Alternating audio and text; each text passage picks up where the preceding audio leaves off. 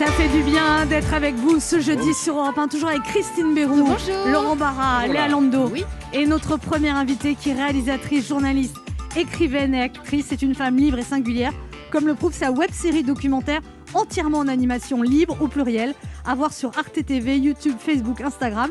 La web-série est déjà un carton avec plus de 3 millions de vues depuis la fin du mois de janvier. Adaptation en 10 épisodes de 4 minutes de sa BD Libre, manifeste pour s'affranchir des dictats sexuels, porté par un casting de personnalités engagées et imaginées pour les réseaux sociaux. Libre parle de sexualité avec humour et tendresse, sans fausse pudeur ni censure, et ça fait du bien. On est ravis de l'accueillir pour parler librement ce matin sur Europe 1. Voici Ovidie. Bonjour Ovidie. Bonjour. Vous attendiez un tel succès de cette web-série en animation ? Non, parce qu'en général, quand je bosse, je ne m'attends pas forcément à un succès, sans compter que je suis pas bonne en plus j'ai pas un bon radar pour savoir ce qui va marcher ou pas. Enfin, quand l'iPhone est arrivé, j'ai dit ça marchera jamais. L'iPhone, pardon, je vais garder mon BlackBerry, ça marchera jamais votre histoire. Donc je suis vraiment pas bonne moi pour savoir ce qui va marcher ou pas. Maintenant, la BD avait déjà correctement marché, évidemment pas. On parle pas du tout de 3 millions. Je crois que c'était vendu à 30 000 exemplaires, ce qui est pas mal par les temps qui courent dans le monde de l'édition. Mais non, on a été un peu, je dirais pas dépassés. Enfin, Arte, ils étaient confiants, mais moi, je suis toujours un peu dépassée quand il y a beaucoup de succès comme ça d'un coup. C'est une série, en plus, vous l'avez coécrite après avec Sophie-Marie Laroui pour donner un côté humoristique. Et vous avez beaucoup travaillé aussi avec le réalisateur, celui qui a dessiné aussi. Avec Jocelyn Ronce, qui a réussi à s'emparer du trait de Digli, qui était donc l'illustratrice avec qui on avait fait ce livre, puisque donc à la base c'était donc une BD. Et Sophie-Marie Laroui, elle est arrivée en milieu de parcours, c'est-à-dire on avait déjà fait un pilote, mais où il n'y avait que ma voix. Il n'y avait que ma voix en réalité, il n'y avait pas de relance de personnage. Et moi j'ai une voix qui est assez monocorde, j'ai ma voix de documentaire, quoi, donc on a envie de se pendre, c'est pas drôle. C'était vraiment tristoun. Vous lui donnez plus de vie, quoi. Mais oui, complètement. Donc elle est arrivée, et puis elle a ajouté quelques relances, elle a scénarisé les dialogues de début et de fin, exactement. Donc vous passez en revue toutes les idées reçues sur la sexualité, et c'est plus, on va dire, à destination des 18-25 ans, c'est ça ? Oui et non. 35 ans 18-35, mais en réalité... Mais moi, je suis à 55, je peux encore apprendre des trucs. Mais en fait, ouais... Vous avez 55 ans, vous surtout vu ton expérience. Non, mais c'est vrai. Alors, attendez. Alors, voilà. Mais non, mais ça veut dire quoi ? C'est quoi ce petit tacle ? C'est pas la quantité, d'accord ? Si c'était moi qui avais dit un truc comme ça, Léon. Non, je veux dire, quand on reste avec le même homme autant de temps, je trouve qu'on apprend vraiment beaucoup bien plus de choses. rattrapé, Léa. Bravo. Mais c'est vrai. Quel beau rattrapage. Moi, on croit toujours que c'est des pics, en fait, pas tant que ça. Non, c'est des petites piquettes. Des piquettes. C'est vrai qu'on n'était pas loin du dérapage. Donc on peut apprendre. C'était important pour vous de dire toutes ces choses sur la sexualité ? En fait, c'est sur les injonctions surtout. C'est ça, qui c'est pèsent vraiment sur les femmes. Les dictats qui reposent sur les femmes essentiellement. Et vous remarquez aussi quand même les différences entre les hommes et les femmes, que par exemple le sperme est très valorisé. Pardon. N'en dégoûtez pas les autres. Excusez-moi, c'est ça. Dites-moi, Léa.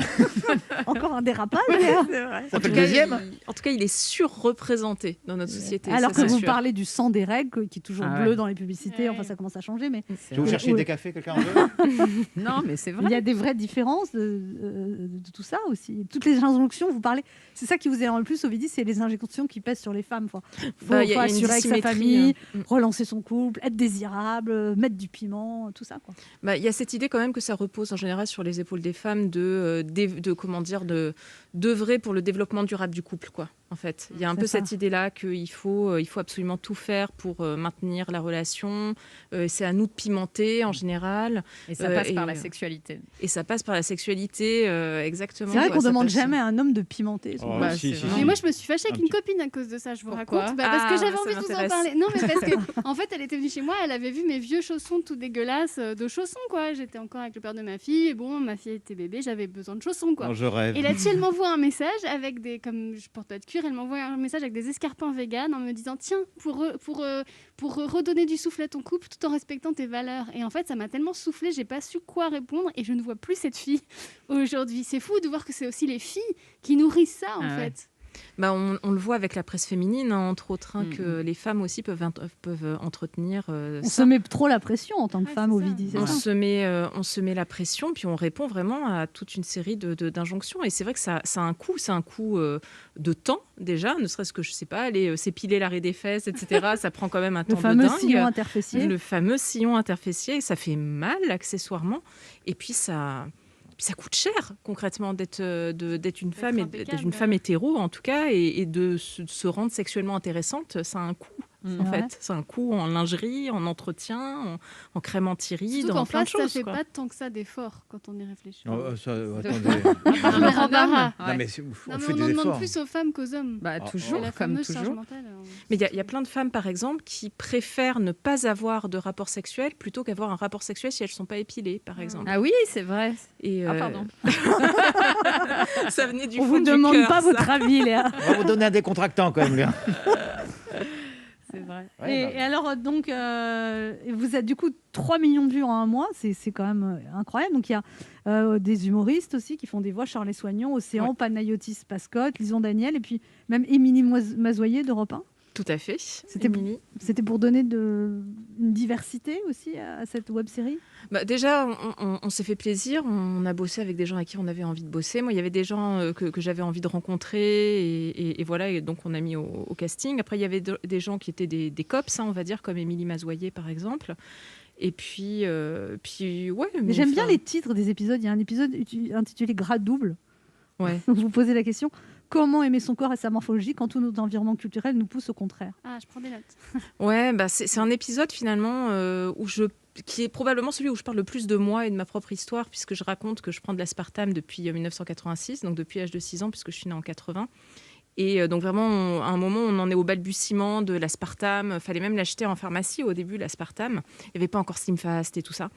Et je raconte comment j'ai passé toute ma vie à me battre comme ça contre les troubles alimentaires, mais vraiment dès le plus jeune âge. Et donc, j'essaie de décortiquer pour essayer de comprendre d'où ça vient.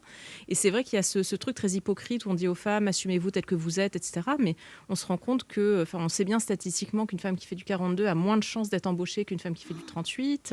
Je veux dire, il y a encore tout un tas de discriminations autour de ça. Donc, c'est facile de dire aux femmes, assumez-vous, mais en fait, c'est pas vrai. Et même quand on met des rondes en couverture des magazines pour faire genre, ou des publicités avec des rondes, c'est des rondes parfaites, c'est des rondes mannequins, en fait. Donc, il y a beaucoup d'hypocrisie là-dedans. C'est des rondes avec une taille fine, des hanches très marquées, qui ont les seins fermes, mais évidemment, c'est des rondes. Et alors, il y a aussi ce chapitre que j'aime beaucoup, cet épisode, c'est dans les vieux pots. Donc c'est vous expliquez comment vieillir. Vous dites que vieillir semble être le pire qui puisse arriver à une femme dans la société occidentale. Bah ouais, parce qu'on perd de notre valeur marchande sur le grand marché de la féminité, bien sûr. On perd de notre valeur. Il y a quelque chose qui est de cet ordre-là, ouais, bien sûr. Sinon, on ne dépenserait pas autant d'argent à essayer d'arrêter le temps, je pense que. Vous évoquez également les études sur la sexualité des Français. Vous dites que tout le monde ment, en fait, en augmentant la fréquence, en mentant sur la fréquence des rapports sexuels et la durée. Ah ouais, alors ça m'amuse toujours quand je vois des stats. Régulièrement, il y a des stats comme ça qui sortent dans la presse pour générer du clic en général. C'est plutôt pour ça, plus que pour ça que pour informer réellement. Et en fait, on s'est rendu compte que tout le monde ment. Dès qu'on fait un sondage autour des questions de sexualité, les personnes sondées mentent systématiquement, mais ne mentent pas nécessairement pour les mêmes raisons. En fait, les hommes, ils vont avoir tendance à surévaluer certaines pratiques. Là où les femmes vont avoir tendance à minimiser. Et l'exemple qu'on donne dans cet épisode, c'est celui de la sodomie, en fait. Bon appétit. Qui est une pratique justement taboue. Et parce qu'elle est taboue, les hommes vont avoir tendance à surévaluer. C'est-à-dire quand on leur pose la question, est-ce que vous l'avez déjà pratiqué? Mais oui, bien sûr, pas de problème. Et quand on pose la question aux femmes, non.